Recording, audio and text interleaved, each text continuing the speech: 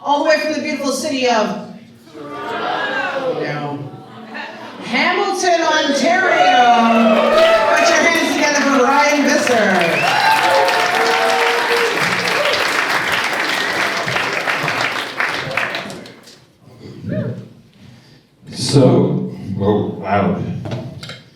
So, I just found out that I'm autistic.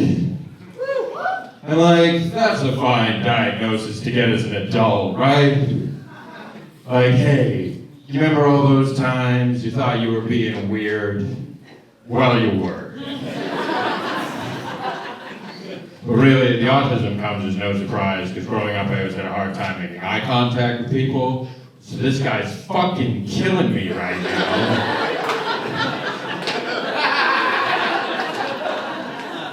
And that's fine when you're a kid, right? People are like, oh, he's just shy, isn't that cute? But when you can't make eye contact with people in your 30s, they just assume it's because you've done something. And it doesn't help that I look like the boyfriend from a true crime documentary. Like, oh, I swear I have no idea what she is, officer.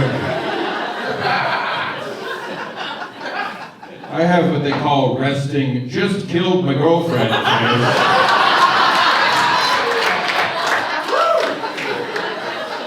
Actually, when I first met my girlfriend, she was kind enough to point out I look like Jeffrey Dahmer. All right, forget big dick energy, I've got murderous twink energy. Honestly though, I am really glad that show isn't popular anymore, because it was having a very negative effect on my photography career. It was also making it really difficult to pick up and murder strange men.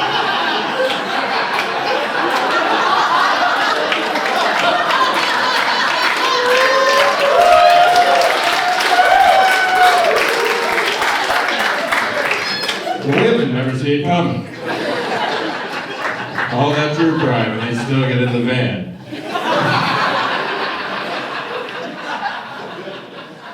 One of the things with the autism is that I'm very easily overstimulated, so I keep my phone on Do Not Disturb at all times. An obvious downside of that is that I miss 100% of calls and texts. But I still get Amber Alerts. So if you really need to get a hold of me, you know what to do. This may just be the autism talking, but I was watching a movie the other night, and I found myself thinking, you don't need 101 puppies to make a coat.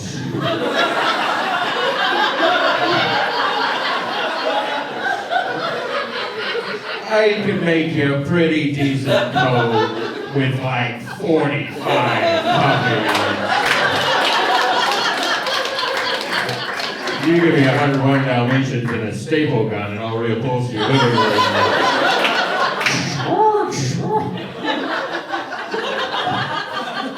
I had somebody come up to me after a show once, they're like, Ryan, 45 puppies seems like a lot of puppies. I said, ma'am, you are massively overestimating my ability to make a coat. I'm gonna need some mulligan puppies. You guys are a fun crowd. I'm not gonna lie, Toronto, I feel very safe with you. I'm gonna get a little vulnerable real quick, get a little something off my chest, if that's okay. I've never shoved anything up my ass. I hear ya. You're like, Ryan, it's 2025, what are you waiting for? What are you afraid of? You afraid you're gonna like it? Yes? That's exactly what I'm afraid of. Why would I leave the house? I could just be shoving things up my ass all day. I got a lot of things. I could be at it for weeks. I'll be on Amazon checking the package dimensions of new things. Like, oh, maybe this vacuum cleaner will finally make me feel something. I've never felt so dirty yet so clean. I bet you guys I could fit 45 puppies on my ass. They're going easy because I've already skinned them. Yeah, I don't like that one either. This is going to be a bit of a pivot. But I feel like we should normalize storming the Capitol. I know I look like I think that. But we should just be doing it for everything, you know?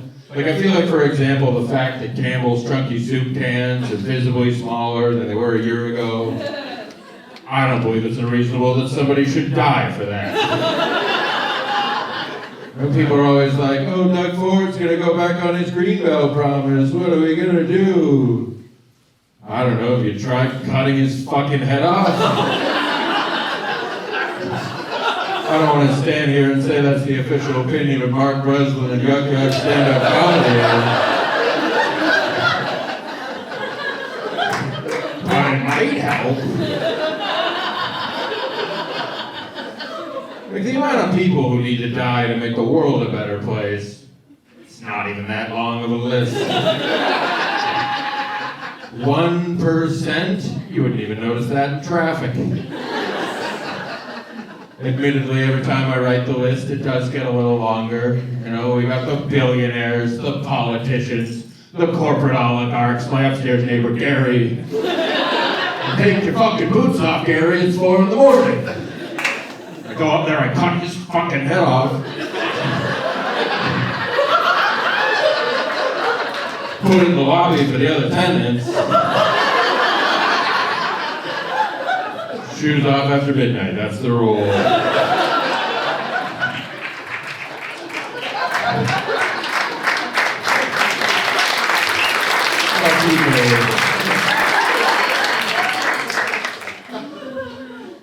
All joking aside, I do like to think of myself as a good person.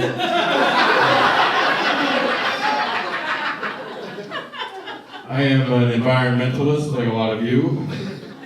Did you guys know the average North American has a yearly carbon footprint of 16 metric tons? Throughout the 1970s, notorious serial killer and close personal friend John Wayne Gacy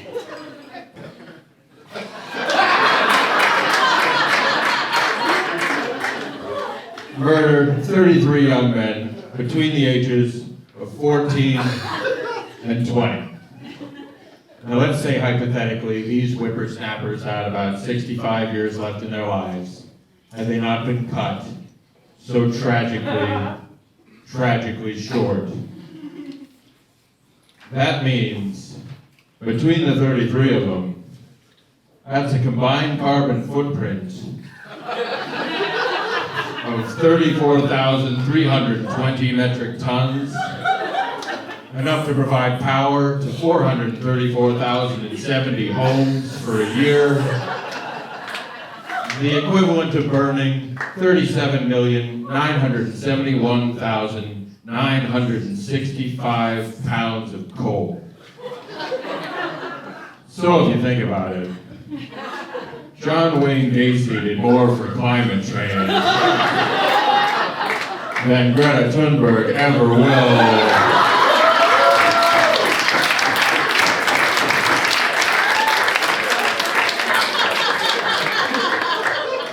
Next time you find yourself thinking, I'm a good person, I'm an environmentalist, I use a paper straw, why not make a real difference and murder a 14-year-old boy? I don't want to say anything too controversial, but I feel like Taylor Swift is the problem. She recently got Time Magazine Person of the Year, but last year, through the use of her private jet alone, she had a carbon footprint of over 16,000 metric tons. That means, in order to offset her yearly carbon footprint, we would have to murder 14 boys and 1 middle-aged man. And that's per year. So now we're just performing ritualistic sacrifice so that Tay-Tay can soar through the skies like the goddess she fucking is. Thank you very much for